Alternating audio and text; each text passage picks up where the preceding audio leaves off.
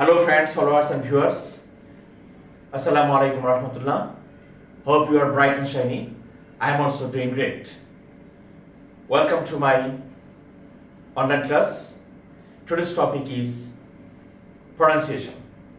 Okay বন্ধুরা, আজকে আমরা pronunciation-এর দায়ের সঠিক উচ্চারণ নিয়ে আলোচনা করব। আমরা কখনো দা উচ্চারণ করি, আবার কখনো দি উচ্চারণ করি। তো এই কখন দা উচ্চারিত হবে বা কখন দি উচ্চারিত হবে আমরা সেই বিষয়টি আজকে ক্লিয়ার করব। দা নাকি দি এই উচ্চারণের যদি আমরা ছোট্ট একটা টিপস আছে এটা যদি মনে রাখি তাহলে আশা করি এই কনফিউশনটা রিমুভ হয়ে যাবে। ওকে, সেটা হচ্ছে আমি লিখে দিয়েছি দাদির সিবি। অর্থাৎ দাদির সিবি বলতে যদি ওয়ার্ডের শুরুতে কনসোনেন্ট সাউন্ড থাকে সেই ক্ষেত্রে আমরা দা উচ্চারণ করব, আর যদি ওয়ার্ডের শুরুতে ভাওয়েল সাউন্ড থাকে সেই ক্ষেত্রে আমরা দি উচ্চারণ করব। তাহলে যদি ওয়ার্ডের শুরুতে কনসোনেন্ট সাউন্ড থাকে তাহলে সেই ক্ষেত্রে আমরা কিছু এক্সাম্পল লিখে দিয়েছি, তো সেটা একটু প্র্যাকটিস করব তাহলে ক্লিয়ার হয়ে যাবে। যেমন দ্য ফ্যান।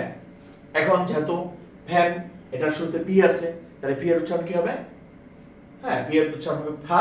আই মিন পিটা যেহেতু কনসোনেন্ট সাউন্ড, দ্যাটস ওয়াই এই ক্ষেত্রে দা উচ্চারণ হবে, অর্থাৎ the fan. Next the book, the cat, the top, the country, the table, the man, the cat, the toy. এরকম আরো এরকম রিলেটেড কনসোনেন্ট আমরা বের করে আইডেন্টিফাই করে দেন প্র্যাকটিস করব।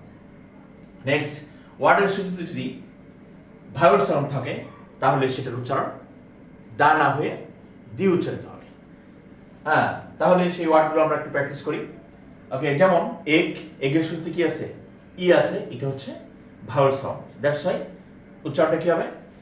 দি egg, the apple, the umbrella, the honourable person, the elephant, the ornament.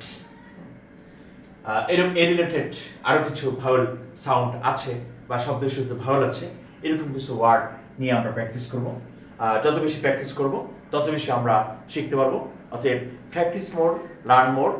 ওকে বন্ধুরা, আমরা বেশি বেশি প্র্যাকটিস করব এবং আমাদের ইংলিশের জড়তা আমরা দূর করব, ইংলিশের ভীতি আমরা ভয় করব।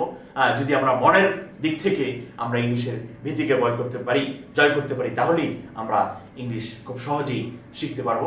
আসলে আমাদেরকে বনের ভাগে খায় না, আমাদের আসলে মনের ভাগে খায়।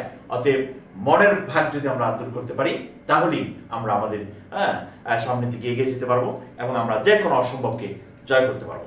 ওকে, সে আশাবাদ ব্যক্ত রেখে আমি আমার কথা শেষ করছি। আসসালামু আলাইকুম রহমতুল্লাহ।